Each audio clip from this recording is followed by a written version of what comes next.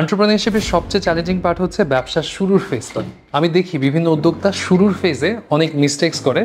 অনেক মিস্টেকই হচ্ছে এমন ভাইটাল মিস্টেক যেটা না করলে সে ক্যারিয়ারের ক্রুশিয়াল কিছু সময় এবং ইয়ার্স সেভ করা পসিবল। সো আমার এক্সপিরিয়েন্স থেকে আমি যে মিস্টেকগুলো ফিল করি যে an entrepreneur should must avoid, specially at the beginning of their career, I would like to share those with you so that you can save crucial years of your life.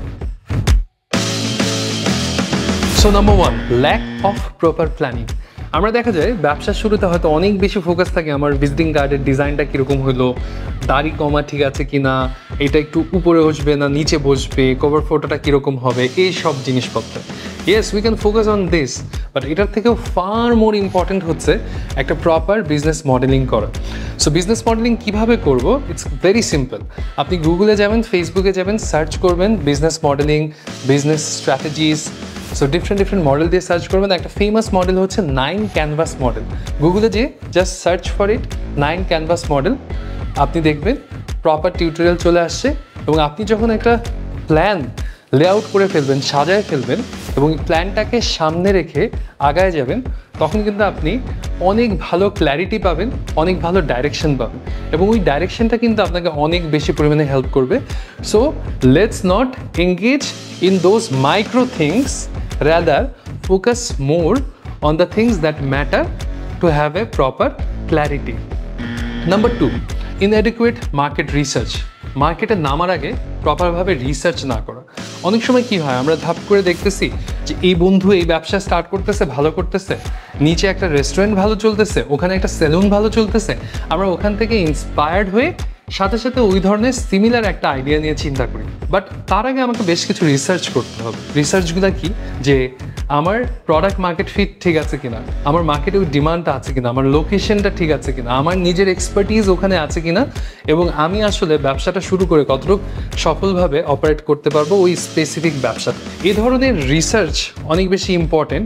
Without doing proper research অনেক উদ্যোক্তা ব্যবসায় jumping করে 6 মাস, 1 বছর, 2 বছর time spend করে দেন realise করে এই ব্যবসাটা আসলে আমার জন্য না। বাট এটা কিন্তু কমপ্লিটলি অ্যাভয়েড করা পসিবল একটা প্রপার রিসার্চের মাধ্যমে। সো অবশ্যই বিজনেস আইডিয়া এবং মডেল ফাইনালাইজেশনের আগে এটা সম্পর্কে আপনাকে প্রপার রিসার্চ করতে হবে। Number 3, trying to do everything alone. ব্যবসা যখন কেউ শুরু করে তখন সে অনেক হাই এনার্জিতে থাকে। সেই হাই এনার্জি থেকে সে অনেক এফোর্ট দেয় এবং ফিল করে সে একাই সব কিছু করে ফেলতে পারবে। But that's a wrong concept. আপনাকে অ্যাডভাইস নিতে হবে আপনার সিনিয়রদের কাছ থেকে, মেন্টরের কাছ থেকে, আপনাকে সাহায্য নিতে হবে আপনার কলিগদের কাছ থেকে। কেউ যদি কোনো কিছুতে এক্সপার্ট হয়, আপনার যদি পার্টনার লাগে, সেক্ষেত্রে you have to do partnerships. So সেই ক্ষেত্রে আপনাকে কোলাবোরেশন করতে হবে, টিম ওয়ার্ক করতে হবে, ডেলিগেট করতে হবে। একা সব কিছু সবসময় করা যায় না। আপনি যদি একাই সব কিছু করতে চান, আপনি পিছায় পড়বেন এবং একটা সময় আপনি বার্ন আউট হয়ে যাবেন। So do not try to do everything by yourself, take everyone's help. So now ব্যবসার মডেলিং হয়ে গেছে, ব্যবসার মার্কেট রিসার্চ হয়ে গেছে, আপনি টিম অথবা পার্টনারসদের মাধ্যমে ব্যবসাটা একটু গুছায়ও ফেলছেন। Now what is most important? Now যে জিনিসটা ইম্পর্টেন্ট এবং আমরা অনেক সময় করি না, সেটা হচ্ছে creating a regular flow of customer acquisition and cash flow. So customer অ্যাকুইজিশনের একটা স্পেসিফিক ফ্লো থাকতে হবে আপনার ব্র্যান্ডের জন্য, সেটা যেটাই হোক। আপনার জন্য যদি ডিজিটাল মার্কেটিং কাজ করে, বি ডিজিটাল মার্কেটিং, অ্যাফিলিয়েট মার্কেটিং হলে affiliate, door to door marketing হলে ডোর টু ডোর। বাট যে মেথডটাই আপনার কাছে কাজ করে না কেন, তা আপনাকে সেই মেথডে কন্টিনিউড থাকতে হবে এবং আপনার ব্যবসার জন্য একটা regular customer acquisition flow ensure করতে হবে, যেটার মাধ্যমে আপনি মাস শেষে প্রত্যেক মাসে একটা কন্টিনিউয়াস এবং রেগুলার রেভিনিউয়ের ফ্লো পাবেন, যে রেভিনিউ দিয়ে আপনি আপনার ব্যবসা প্রফিট বের করবেন এবং ব্যবসা বড় করবেন। সো এই জায়গাটাতে আপনাকে একটা খুব স্পেশাল ফোকাস দিতে হবে। You can never ignore the importance of a proper channel for customer acquisition. Now ব্যবসা যখন শুরু হয়, আস্তে আস্তে কাস্টমারের মোমেন্টাম আসা শুরু হয়। একটা জিনিস আমরা অনেকেই ভুল করি, সেটা হচ্ছে আমরা কাস্টমারের ফিডব্যাক ইগনোর করি। এটা একদম করা যাবে না। ব্যবসার শুরুতে আমাদের সবচেয়ে প্রথম এবং প্রধান ফিডব্যাকের সোর্স হচ্ছে আমাদের কাস্টমার্স।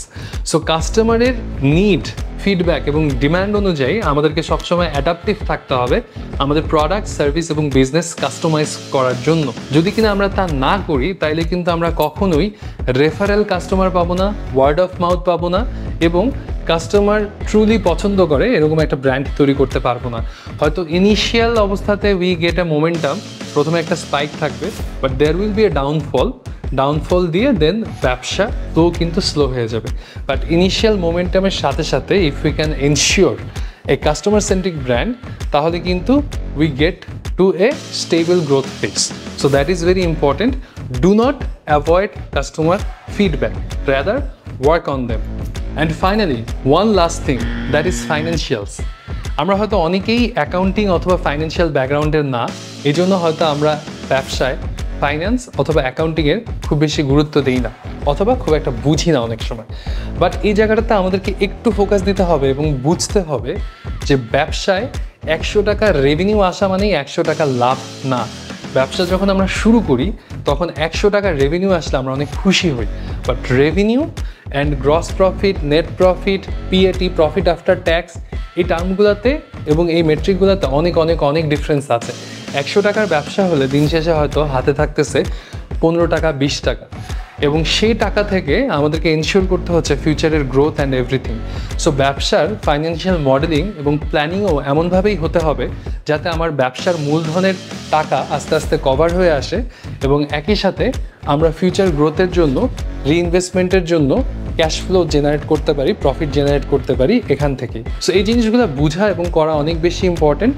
আমরা অনেক সময় এই জিনিসগুলো মিস করে যাই, ফাইন্যান্সিয়ালস অ্যাভয়েড করে যাই। Please do not avoid your financials and do not be mistaken by your financials. So আপনি যদি একজন সফল উদ্যোক্তা হতে চান, আপনি যদি চান যে আপনার ব্যবসা প্রফিটেবল হোক, সাস্টেনেবল হোক এবং গ্রোথ এনশিওর্ড হোক, তাহলে আপনাকে অবশ্যই যেমন পরিশ্রম করতে হবে ঠিক তেমনই এবং মোস্ট ইম্পর্টেন্টলি এই মিস্টেকগুলো 100% অ্যাভয়েড করতে হবে। So I am wishing you success on your journey. Stay tuned.